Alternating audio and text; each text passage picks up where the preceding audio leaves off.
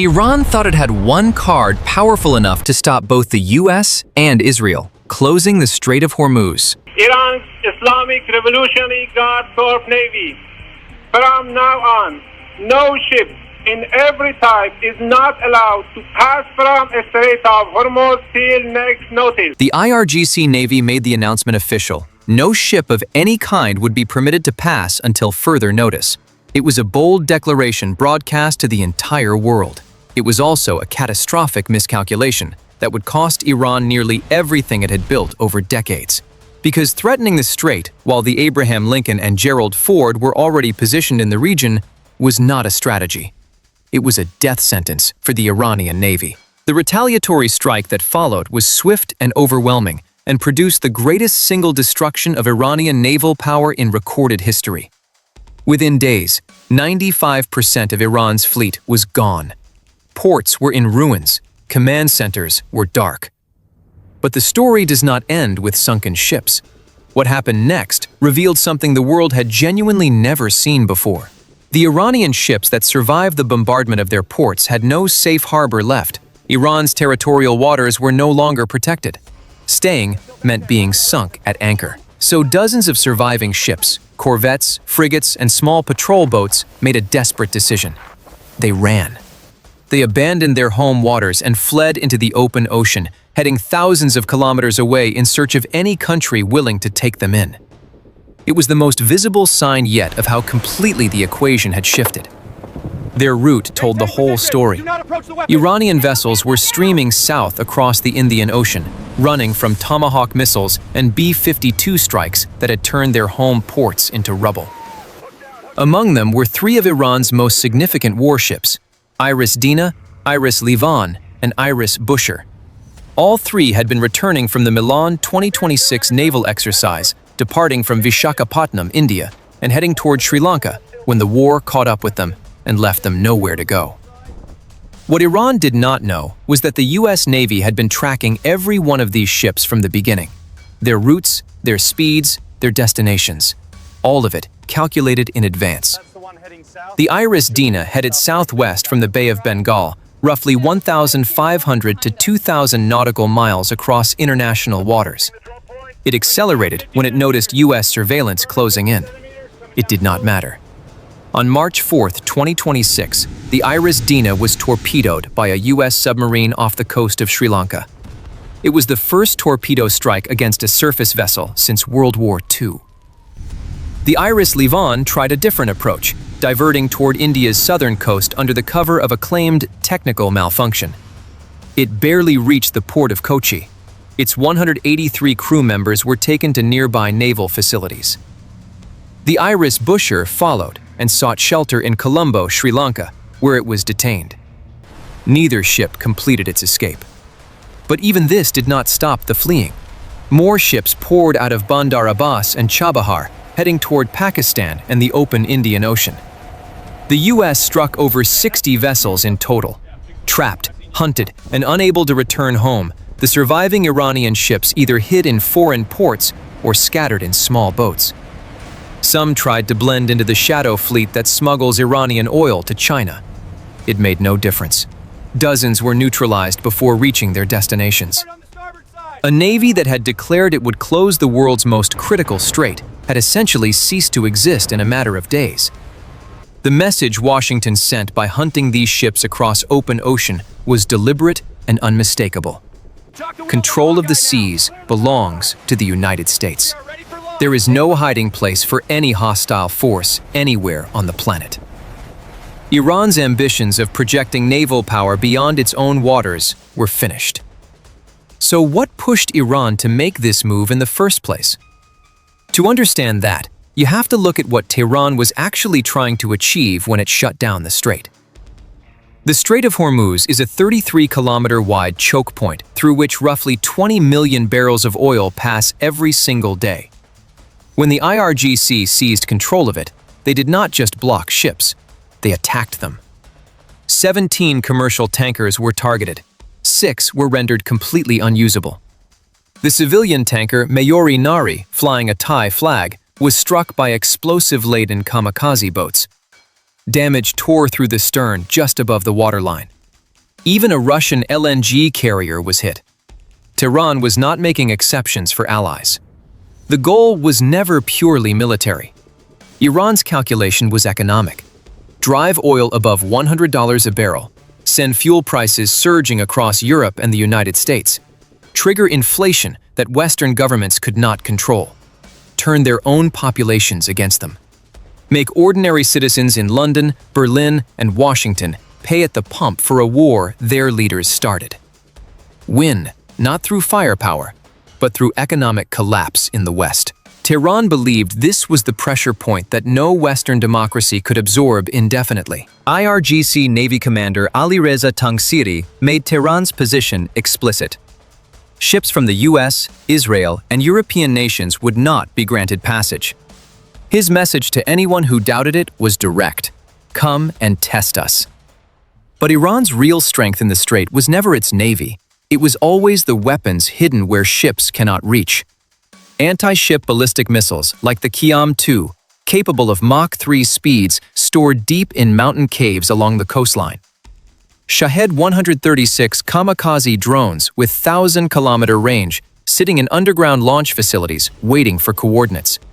Fast attack boats staged in the shallow, island-filled coastal waters, ready to swarm any vessel that entered the corridor. The logic was simple and brutal. You do not need a billion-dollar fleet to sink a supertanker. A swarm of drones costing a few $100,000 can destroy the world's largest cargo ship and close the strait through fear alone.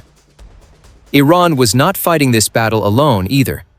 The Houthis in Yemen were pressing simultaneously from the Red Sea, launching Quds and Tufan missiles built with Iranian technology against commercial shipping passing through that corridor. A dual strait crisis was squeezing global trade from two directions at once, north and south, with no safe alternative route available at any reasonable cost. The result was immediate and severe. Daily ship traffic through Hormuz collapsed from 70 to 80 vessels to nearly zero overnight. Over 1,000 tankers and cargo ships piled up outside the Gulf, anchored and waiting. Insurance premiums for regional transit reached levels that made passage economically impossible for most operators. There were exceptions worth noting.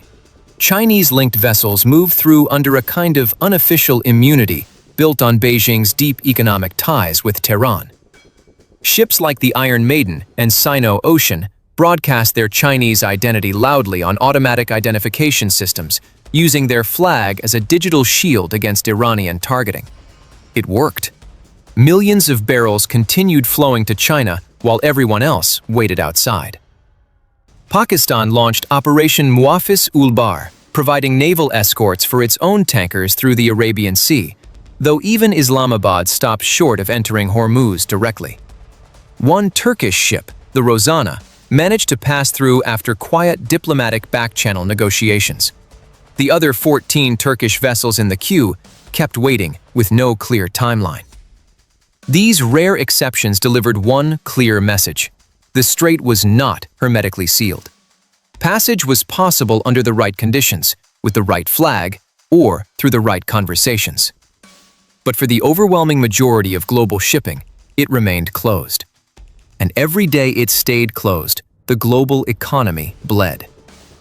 Iran also moved to make that closure permanent by mining the strait.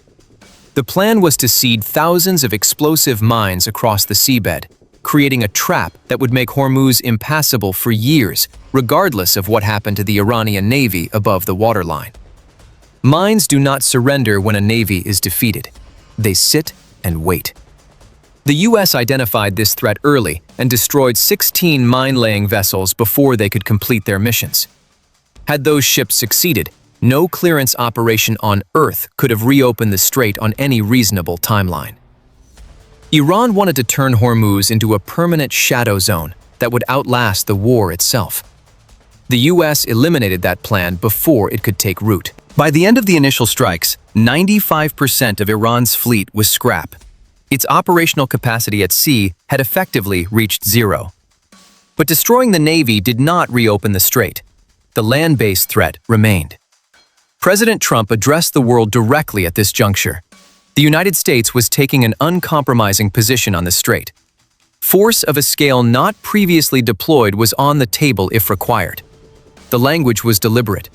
Washington wanted every government watching to understand that this was not a limited operation with a negotiated ceiling.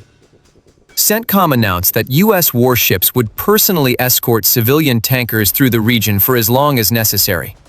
Carrier strike groups repositioned around the strait. Advanced air defense systems locked down the corridor from above. The U.S. Navy had become the world's maritime police force in the most literal and visible sense possible. But the second phase of operations went far deeper than escort duty. The Pentagon was not just protecting ships. It was systematically hunting and dismantling every land-based system Iran could use to threaten the strait from shore. Satellites and high-altitude reconnaissance aircraft swept the Iranian coastline continuously, around the clock. Bombers struck radar stations the moment they were identified. Drone launch centers were destroyed before they could fire. Underground bunkers were eliminated one by one. Command and control networks that tied Iran's coastal defense together were severed. Defense Secretary Pete Hegseth confirmed the scope plainly. Iran's military capabilities had suffered destruction on a scale that had no modern precedent in the region.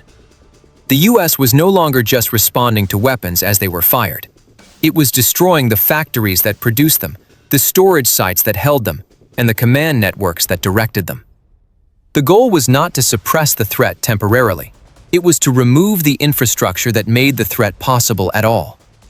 What remains is the hardest part: the asymmetric threat.